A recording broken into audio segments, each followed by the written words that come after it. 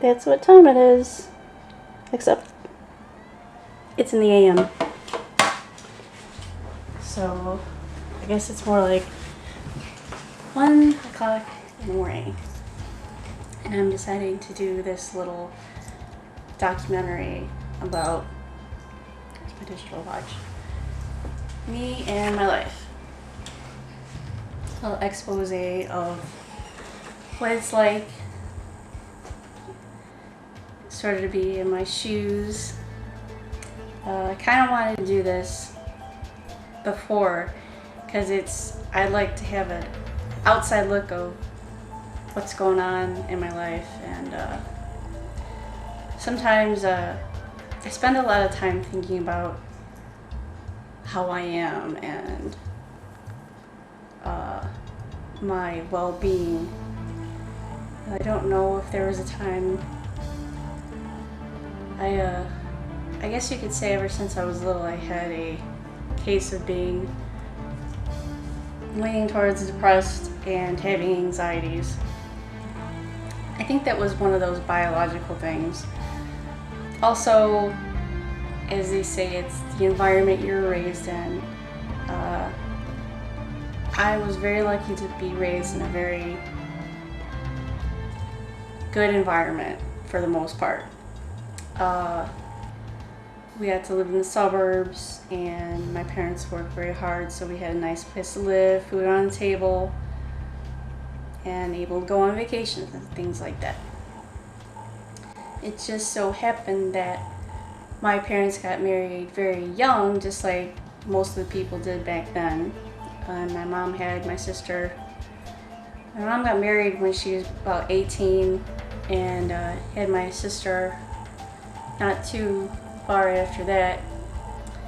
And then they had me, and Lord knows what happened when I was a kid. I don't know what family life was like back then.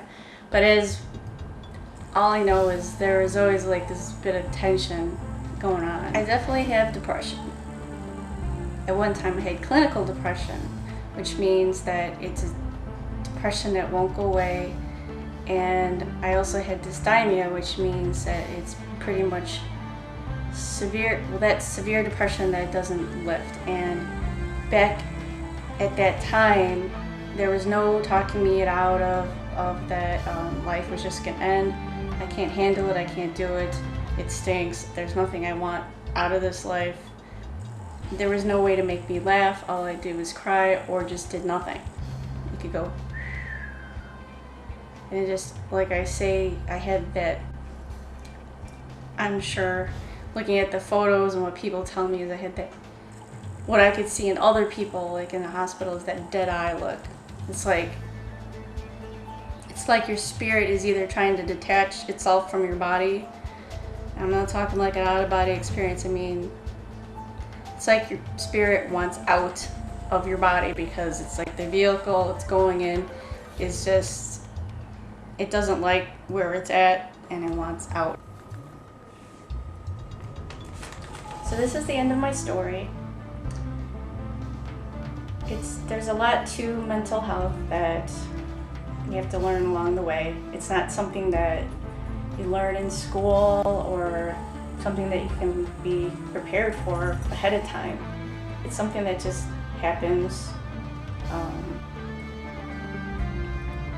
I don't see, it's kind of like having any other disease, illness. It's something that, for me, that just happened to me at once. I had signs of depression. Well, really, I was depressed pretty much from a young age up until, and then I had bouts of it come and go, and not really understand. So I try, the simple things up until the moment where everything just kind of dropped out severely. At that time, I had no idea what was going on. I had no idea what was grasping hold of my life and why it was happening, would I ever get out of it, and I wasn't able to see from the outside how deeply I was affected by depression and how it took hold of my life. Pretty much, if you look at somebody that has depression, you can see right in their eyes. You just look in their eye, pretty much looks dead. I don't know if it's something like your soul is just given up and it's trying to detach from your body without being completely dead. Kind of like I always make comparisons to either like the ocean or cars, believe it or not, that we're like, our body's a shell and we need a battery and we need fluids and things to make it run. And I feel like when somebody has deep depression, that their battery is just run low. And the battery, in my mind, is the life that we have inside. Is way low into the tank. And that spark that people have in their life, the will to live, just goes down to empty. And if you get to see it, what I have seen, you would see it in me. I had just to document me being in the hospital. You'd seen a picture of me and that there was no light coming out of my eye. And now that I'm better, you can see that I can smile and I have things to look forward to. But I still have deep bouts of depression, and that's why I have my doctor, who I can say I love very much, is two of a team, and I followed him along because out of all the doctors that I found, he was the one person that understood me the most and worked with me on how my body reacts with medicines, what works and what doesn't. Because there's a lot of doctors out there that process the meds and they kind of look at you kind of as just the body and, prescribe you medicines to see how your body reacts.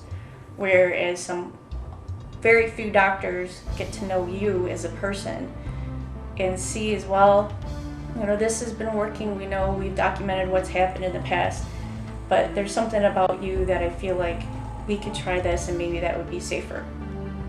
And unfortunately, there's a lot of people I know when I go to a healthcare community service that they need to use the counseling center's psychiatrist, and there's one, and he's flooded with all those people at the community center, and maybe has half an hour to deal with you with a list of that he can barely handle. So how could a doctor really know each person and get them on a path to wellness? And I feel bad for those people.